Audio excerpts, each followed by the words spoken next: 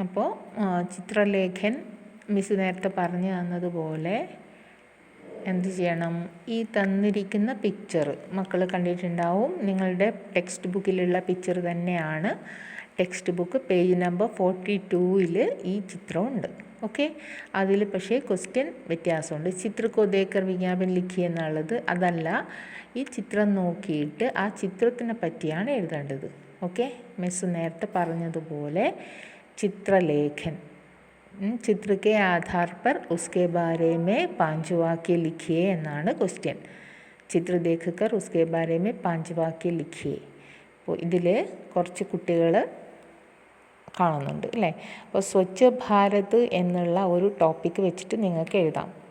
സ്വച്ഛ ഭാരത്, ഇവിടെ കുട്ടികൾ ക്ലീൻ ചെയ്യുകയാണ്, റോഡ് ക്ലീൻ ചെയ്യുന്നുണ്ട്.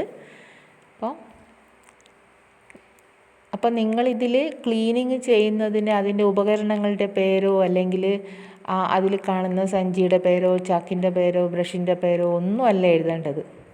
ആ ക്ലീനിങ്ങിനെ പറ്റി അല്ലെങ്കിൽ സ്വച്ഛ ഭാരത് എന്നുള്ള വിഷയത്തിനെ പറ്റി, ആ വിഷയത്തിനെ അടിസ്ഥാനമാക്കിയിട്ടാണ് സെൻറ്റൻസ് ചെയ്യേണ്ടത്. ഓക്കെ, അപ്പോൾ ആ സ്വച്ഛത, ക്ലെൻലിനെസ്സിനെ പറ്റി ഒരു 5 സെൻറ്റൻസ് അത് എഴുതുക.